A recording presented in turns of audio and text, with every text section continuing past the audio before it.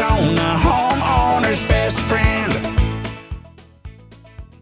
And I know you're big on microclimates, and a lot of these things that we're going to be talking about today, you've got to pay attention to your microclimates. Yeah, that's right. And especially because they've shifted.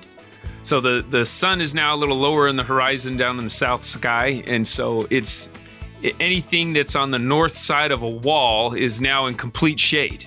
And so what in the summertime, all day long, it's never going to get any light. And so you can't be growing the same stuff that you might have been growing during the summertime in those same spots. Microclimates definitely matter.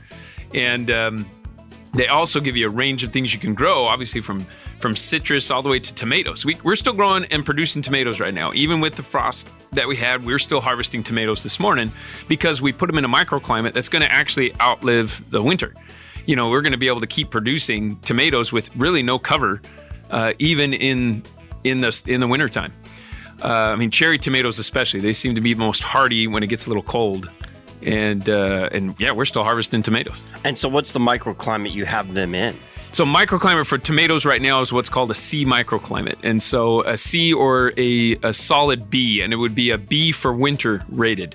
And a B would be a full sun environment, but again, full sun in the winter, which means it's still going to get full sun. It's going to be a south-facing kind of scenario, typically up against either a wall, you know, a nice warming wall, or it's in a C microclimate, which basically gets all afternoon sun.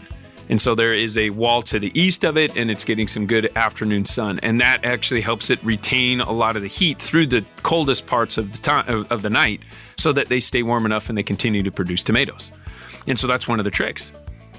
And you said you're not covering those? We're not covering those, and we haven't yet. I mean, we'll cover if I see that the temperature goes below, 35. If I see that the load's going to be below 35 where we got these tomatoes at, then I'm going to be, okay, well, I'm going to do a little cover, but I might only do a 7-degree frost cloth. And that's how frost cloths are rated. They're rated based on the number of offset degrees that they can help with. And 7 degrees white, fabric type shade cloth or frost cloth, that's what we use. And it's also, we dual use it as a shade cloth in the summertime. So I'm not buying two different cloths. I've got a shade cloth for the summer, which is the exact same I'm using for my winter frost cloth in the wintertime. And that's how I do it. But we haven't covered them yet. We're still harvesting tomatoes. So it's good stuff. So that's one of the winter wonders, is that you can pull off tomatoes in the right microclimate. Again, a B or a C, but it's going to be a winter rated B and a winter rated C.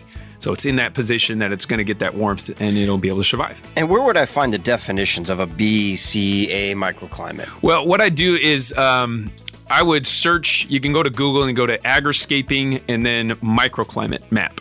Okay. And it should pull up. There's some videos that we've done over the years. They should pull up pretty easy. It's definitely a core part of our Agriscaping Mastery program, which is also available at agriscaping.com. If you want to get into that, very good DIY program, but it's also a prerequisite for any of the certifications for elegant edible landscaping. So it's a core part of everything we do. Did you find it? I see you were searching. Microclimate technology. There you go. And I think if you click on those, then there should be at least a description, and it's got a chart, and there's some videos I know that are all out there online talking about all that stuff. But again, easiest way, jumping in the mastery class. It is one of the toughest concepts to learn for newbies. Takes a little bit, takes some practice, takes some, mapping things out. We have a service that you can hire us out. Go to agriscaping.com, go to get started, and then you can actually get our service, and we'll map out your whole yard for you. And look at it, especially now for the winter months, so that you know exactly what plant goes where and where it's going to do best, and where your microclimates are, and where everything you want to grow, where it's going to grow best. So it's good service. Rosie on the house, every Arizona homeowner's best friend.